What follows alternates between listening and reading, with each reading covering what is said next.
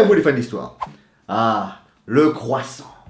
S'il y a bien une pâtisserie emblématique de la France, c'est lui. Mais voilà, il est temps de rétablir la triste vérité. Le croissant n'est pas d'origine française. Il serait autrichien.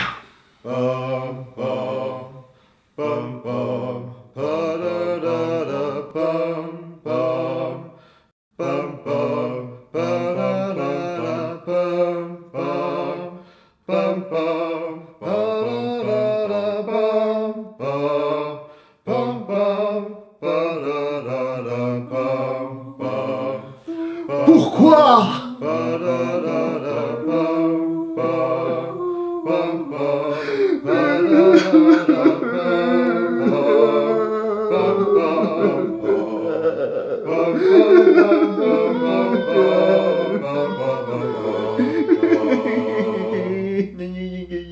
Et oui, car avant de ravir nos papilles au petit déjeuner, le croissant serait en fait une fabrication venant de Vienne. Alors, Vienne en Autriche, pas Vienne en France. Ouais, désolé les gens qui habitent à Vienne en France, mais vous n'êtes pas à l'origine du croissant. Mais avant de vous expliquer tout cela, je dois vous faire part d'un problème. Les sources concernant l'origine du croissant.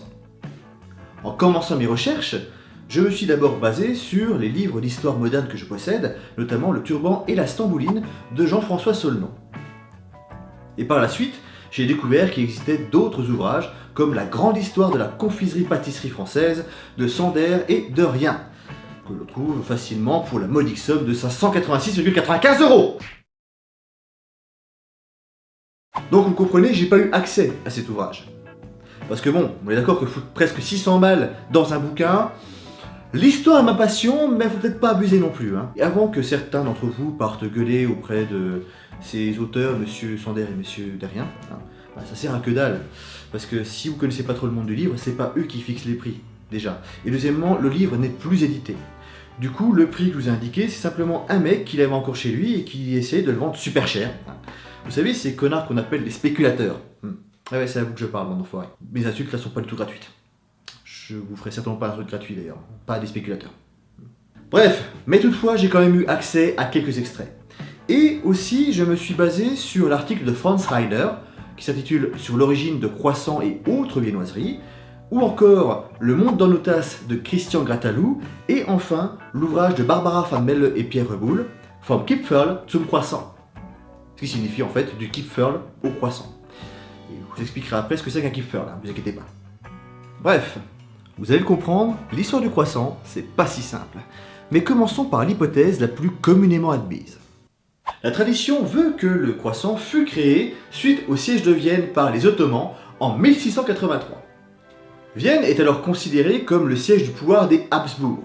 Les Habsbourg sont une dynastie européenne qui a eu une énorme influence sur l'histoire de l'Europe et du monde. C'est une dynastie dont font partie beaucoup de souverains et de nobles, comme par exemple Charles Quint, qui régna sur le Saint-Empire romain germanique et sur l'Espagne et les colonies espagnoles d'Amérique. On a également Marie-Antoinette, oui, la fameuse Marie-Antoinette de la Révolution française, qui avait toujours la tête sur les épaules. Et aussi François Ferdinand, dont l'assassinat a déclenché la Première Guerre mondiale. Je vous donne que les exemples joyeux. Parce que Charles Quint, il est parti en dépression en fait. À cette époque, Léopold Ier, qui fait partie des Habsbourg donc, règne. Il est empereur du Saint-Empire romain germanique. Il dirige donc un territoire assez vaste, même très vaste, et peuplé. Là je vous résume très vite le Saint-Empire romain germanique, mais je ferai un jour un ou plusieurs épisodes sur ce territoire, et c'est super passionnant.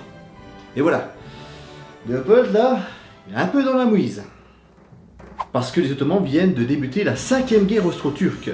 Et on peut dire qu'ils démarrent très fort, puisque dès le début du conflit, ils arrivent tout simplement à assiéger Vienne. Et ça fout un peu les miquettes à tout le monde, pas qu'en Autriche, dans le reste de l'Europe.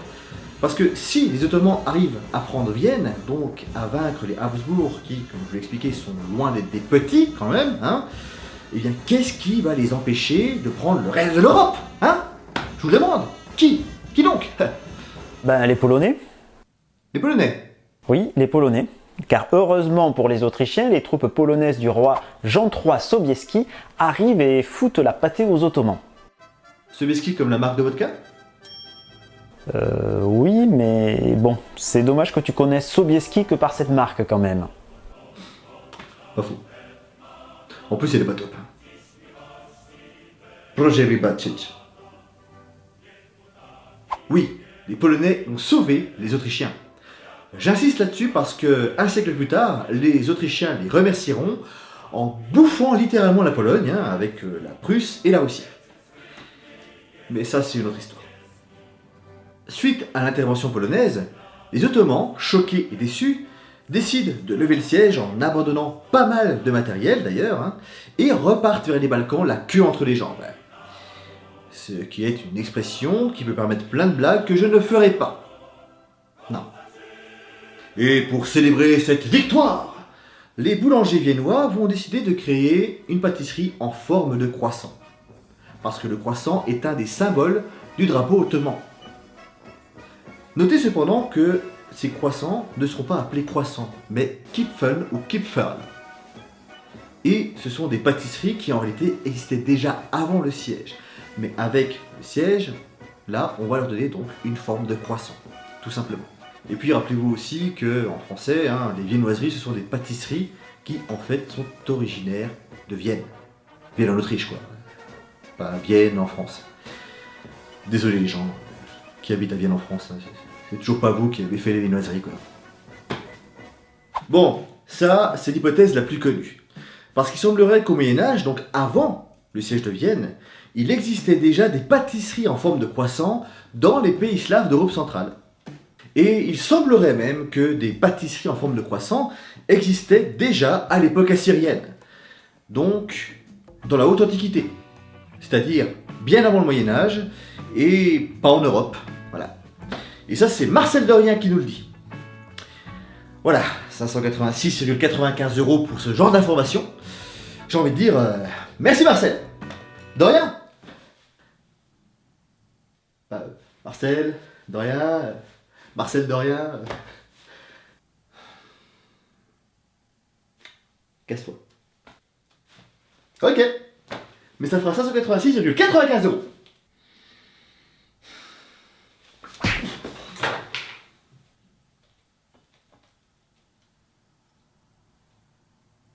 Mais bon, vous l'avez compris, on a plutôt tendance à retenir l'hypothèse viennoise. Alors, pourquoi c'est devenu français le croissant? Eh ben on sait pas trop. Il y aurait 2, voire peut-être 3 explications dont on n'est pas vraiment certain. Ah bah je vous avais prévenu, l'histoire du croissant c'est pas si simple.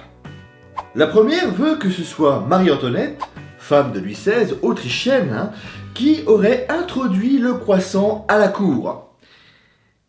Et je me demande si je préfère pas la blague de la queue entre les jambes. Donc bref, voilà une belle hypothèse digne de Stéphane Bern. Stéphane? Oui, Marie-Antoinette, les rois, les reines, les croissants introduits. Non, laisse le croissant, Stéphane, laisse le croissant! Lâchez-moi, laissez-moi, laissez-moi, s'il vous plaît, j'ai mes croissants.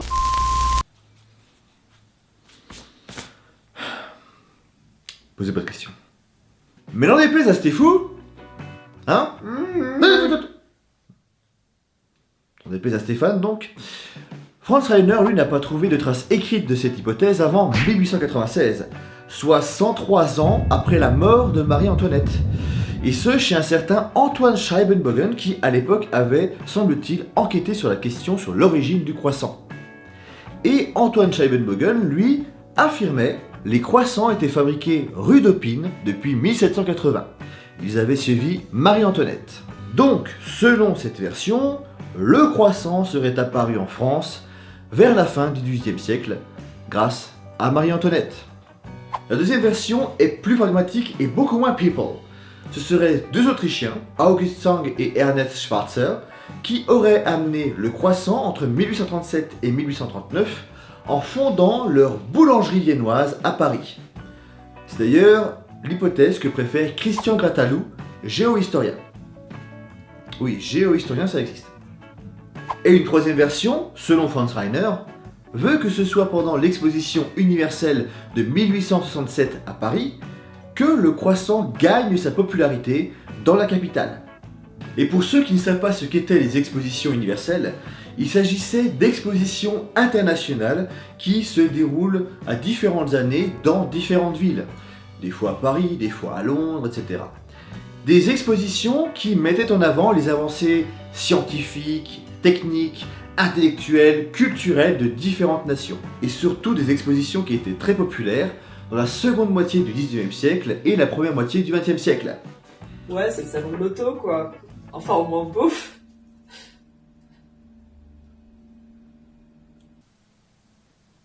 Oui. C'était très pertinent. Ouais. Et toujours selon Franz Reiner, le croissant restait un pain sans beurre, que ce soit en France ou ailleurs. Puis en 1906, apparaît la première recette de croissant avec du beurre incorporé comme ingrédient. Une recette française. Ou alors c'est que dans la recette on met de la pâte feuilletée plutôt. Oui, je dis ou parce que j'ai pas réussi à être sûr de l'information en fait. Une source me dit que c'est le beurre qui fait la spécificité du croissant français, une autre me dit que c'est la pâte feuilletée. Je vous ai dit c'était pas simple du tout. Mais bon, dans tous les cas, le croissant tel qu'on le connaît est bel et bien une création française. Enfin, une amélioration française. Mais voilà, c'est bien nous ça. Donc les gens deviennent en France, bah là vous pouvez dire ouais c'est nous, ouais c'est génial, voilà. Ah mais non, j'ai dit que ça venait de Paris, putain. Je suis désolé les gars, je fais des efforts, hein. Voilà. Hein. Et il semblerait que le croissant sorte de la capitale française dans les années 1920. Enfin, on le retrouve surtout dans les hôtels avec une clientèle, on va dire, quand même pas mal friquée. Hein. Pas les connaît non plus les gars. Hein. Du croissant pour les gens qui n'ont pas de thunes, s'il vous plaît. Archéolux. Ah là là, des croissants pour des pauvres. Ah, ce qu'il faut pas entendre. Bah, oui, d'accord. Croissant aux pauvres, non mais c'est... Pourquoi pas du thé non plus? N'importe quoi. Toutefois, il faudra attendre la seconde moitié du XXe siècle pour que le croissant et autres viennoiseries s'imposent durablement et massivement au petit déjeuner dans toutes les chaumières. Et quand je dis toutes les chaumières, je pense évidemment aux campagnes. Car si j'en juge par le témoignage de mes propres parents, qui étaient enfants de paysans, eh bien, le croissant est surtout devenu populaire à partir des années 1970. Car eux, quand ils étaient enfants, au petit déjeuner, ils avaient surtout des tartines de beurre avec de la confiture. Et encore là, je parle pour le nord-est de la Franche-Comté. Si ça se trouve, dans d'autres régions en France, c'était peut-être différent. D'ailleurs, si vous avez des informations là-dessus, eh ben n'hésitez pas, dites-le dans les commentaires, hein. C'est là pour ça après tout. Car avant les années 1970, il semblerait que le croissant était surtout présent dans les villes, et beaucoup moins dans les campagnes. Et là, je ne peux pas vous le confirmer parce que je n'ai trouvé aucun article universitaire qui en parle. Je ne peux que me baser sur le témoignage de gens que je connais qui ont vécu ces époques. Et oui, malheureusement. Je sais, c'est un peu décevant, mais c'est comme ça. Alors pourquoi les années 1970 ? Pareil, je sais pas. Est-ce qu'il y a eu de meilleurs salaires ? Est-ce qu'il y a des baisses de coûts de production ? Peut-être les deux, je n'en sais rien. J'ai pas trouvé de papier là-dessus, j'ai pas trouvé. Hein. Après, c'est ça la science des fois. Quand on sait pas, on le dit, on ne sait pas. Voilà, il n'y a pas de honte à avoir, c'est comme ça. Hein, Bravo, super. Une vidéo entière pour dire qu'on n'en sait rien. Oh, elle est belle la recherche. C'est ça la vulga française. Il y a beaucoup de monde dans mon appart là. Je vous ai pas invité pourtant. Ah bon, j'étais pas invité? Ta gueule Stéphane. Bref, vous comprenez, le croissant pour tout le monde, c'est quand même vachement récent finalement. Hein. Alors, le croissant, français ou autrichien ? Un peu tout ça quoi. Français, autrichien, assyrien, slave. Puis qu'on réfléchit un petit peu, polonais et turc aussi. Hein. C'est peut-être pour ça qu'il a autant de succès.